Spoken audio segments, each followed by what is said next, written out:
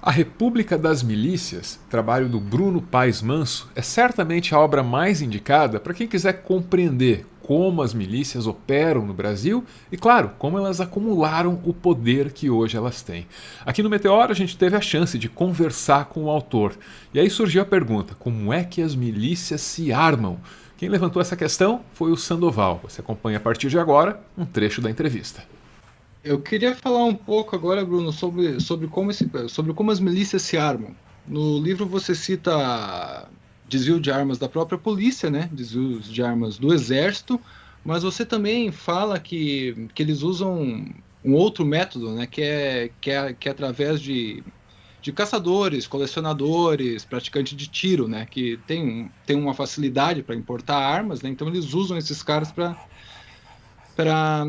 trazer armas, enfim, para se armar. E daí, quando você fala isso, quando você escreve isso lá, a gente começa a entender um pouco melhor a coisa, não tem como você não associar isso à atual política do presidente da República, né, que tenta forçar uma flexibilização para a importação de armas que justamente passa por esses caras, passa por caçador, colecionador, praticante de tiro.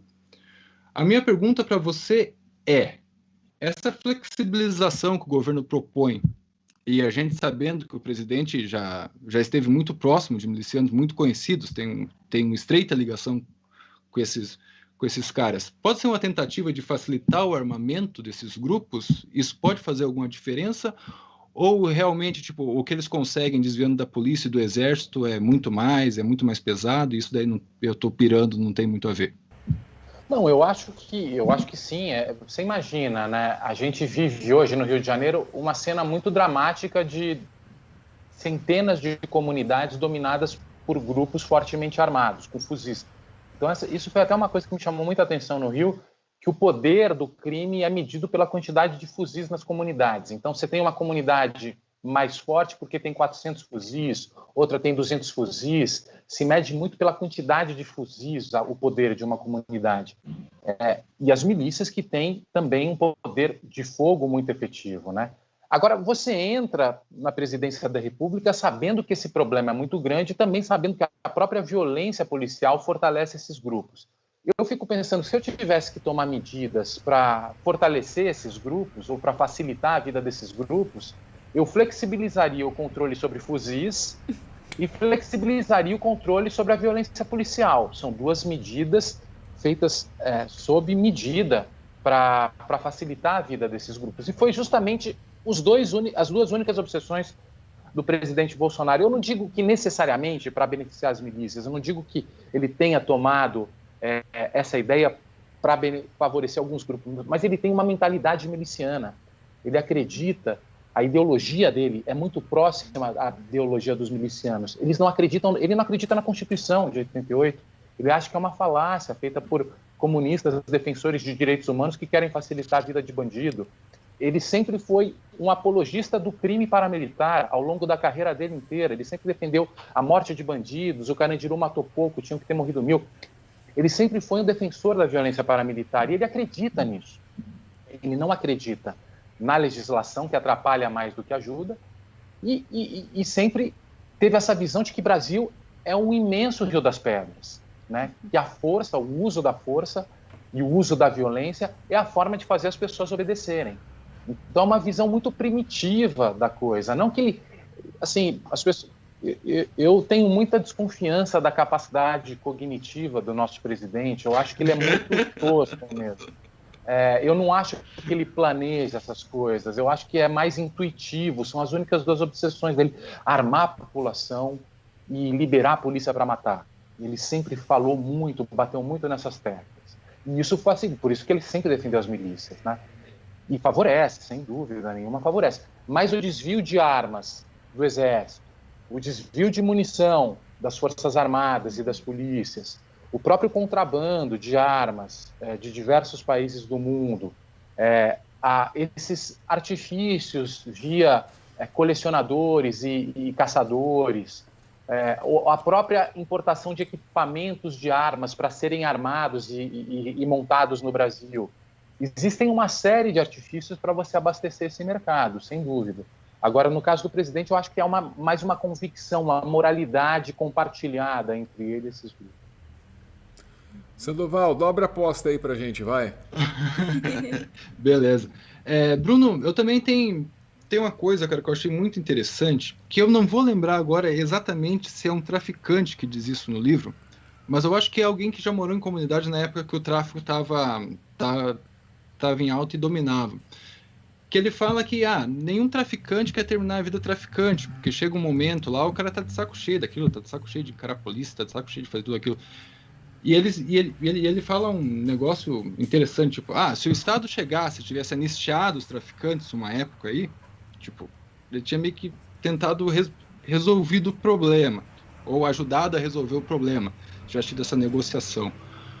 Você acha que em algum momento alguém que tenha governado o Rio de Janeiro, ou algum prefeito do Rio de Janeiro, teve poder para tomar uma atitude de mais negociação? Não digo exatamente isso, mas uma atitude de mais negociação para tentar resolver o problema sem ser na força bruta? Que tivesse desviado o caminho para a gente não chegar nesse ponto que chegou hoje? Ele é um ex-traficante, na verdade cumpriu pena e mudou de vida. Era chefe do Comando Vermelho, e ele disse, olha, é uma vida muito sofrida, a gente percebe depois de passar muito tempo nessa vida, né, que é terrível. Eu tinha dinheiro, mas a primeira vez que eu pude ir num restaurante com a minha família, com a minha filha, foi depois que eu estava duro, porque eu pude tirar uma carteira de motorista, abrir uma conta no banco, tinha pouco dinheiro, mas pela primeira vez eu dirigi um carro e levei minha família no restaurante. Então, todo mundo percebe ao longo da carreira que ingressou achando que ia ser o cara, ia ser rico, não sei o quê, que a vida é uma vida desesperadora, porque tem um monte de gente querendo te matar, por mais que você ganhe dinheiro, você fica preso à sua própria escolha, né? Então, existe não apenas... Eu acho que é uma discussão difícil, sem dúvida, que foi feita na Colômbia e no México, em países que lidaram com esse problema, a pactuação para a entrega de armas e um tipo de anistia para você fazer com que esses grupos armados se desmobilizem, não apenas no tráfico, mas também os grupos paramilitares, né, as próprias milícias. Como é que a gente vai desarmar esses grupos? Como é que a gente vai desmobilizar esses grupos? Passa pela pactuação? Eu acho que eu precisaria ter um debate e construir um consenso em torno disso. As pessoas precisavam compreender as vantagens disso. Mas eu acho que é uma questão, eu acho que é uma pergunta a ser colocada na mesa, porque a situação é tão dramática que não adianta a gente ficar empurrando com a barriga sem enfrentar o problema de frente. E o problema de frente passa além da força, passa além da punição, passa também pela diplomacia e pelo pacto, talvez, imagino. Mas isso depende de um debate de políticos comprometidos com esse desafio, né? Bruno, eu tenho uma pergunta aqui no nosso chat, para a qual eu não imagino a resposta, né? Vamos ver. Tem que ter as referências, eu não conheço essa série. Vejamos. O Alcides está perguntando se o Rio estaria no estágio de Birmingham, na Inglaterra, representado na série de TV Peaky Blinders. Não sei se assistiu isso, Bruno. Olha... Se não assistiu, fica aí a pergunta. Infelizmente, não. Inclusive, antes de falar com vocês, eu estava assistindo uma série que há muito tempo eu tinha que assistir, que é uma referência nessa área, que chama The Wire, que é uma série sobre a polícia de Baltimore, e que eu nunca achava, e finalmente estava... né? Essa eu não conheço, mas imagino que Birmingham, né? Eu acho que deve ser muito mais tranquilo que o Rio de Janeiro. Não sei em que ano, talvez na Idade Média, só se for. Eu não sei qual período. Mais pergunta do chat lá, né? Se ele quiser aprofundar e explicar por que ele está fazendo essa comparação, então, é que eu não conheço. Vamos todos estudar Peaky Blinders. Desculpa, Alcides, eu não vi. Pior que eu comecei a ver essa série aí, mas não fui além da primeira temporada, infelizmente. Não cheguei lá ainda, vou assistir pensando nisso, Alcides. Que mais nós temos aqui no chat? Nós temos uma pessoa cujo nome é Nome. Que faz a seguinte pergunta, e aí você fica pensando por que o nome dela é Nome. Uma pergunta para o Bruno, ele diz: o fato do Bolsonaro morar no mesmo condomínio que Rony Lessa é só uma coincidência? Aquele condomínio lá fica parecendo uma base, assim, né, cara? Desculpa, também não quero fazer ilações. Porque, assim, também é difícil, né, fazer tudo, são tantos tantas coincidências, mas eu acho que, assim, se você tem uma cena das milícias no Rio, que é muito Zona Oeste, Jacarepaguá e Campo Grande também, mas principalmente região de Jacarepaguá, né, no entorno do Rio das Pedras, e uma série de bairros que transitam lá no entorno da Barra da Tijuca, Recreio e essa região toda. E o Fabrício Queiroz foi uma figura muito importante nessa cena. Ele era o articulador do mandato e conhecia todo o povo que se reúne nas choperias da Barra, que se encontram e trocam informação e tudo mais. Então, no final das contas, acaba sendo uma rede, um networking, né, muito próximo. Existem puteiros, né, que eles vão, os milicianos são donos e eles se encontram, termas e tudo mais. Você tem uma cena masculina, assim, sabe, muito própria dos milicianos. E o Fabrício era uma figura importante, que conseguia fazer uma espécie de mega produção aí da família, né?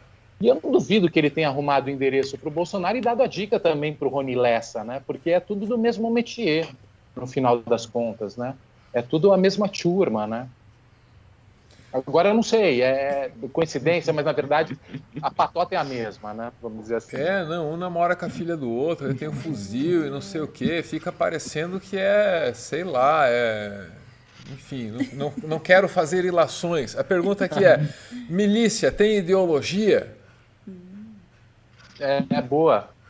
Eu acho que tem uma ideologia Mad Max, uma ideologia distópica, de que o Estado atrapalha, as leis atrapalham e o mais forte precisa sobreviver. E a gente precisa armar para ser o macho alfa dessa selva, para a gente ser o rei dessa selva. E essa selva, quem vai mandar é quem mata mais e quem pode mais. Então, é essa ideologia distópica, anti-Estado, antidemocracia. A entrevista completa está disponível aqui no canal. O link está aparecendo aí e também está na descrição desse vídeo.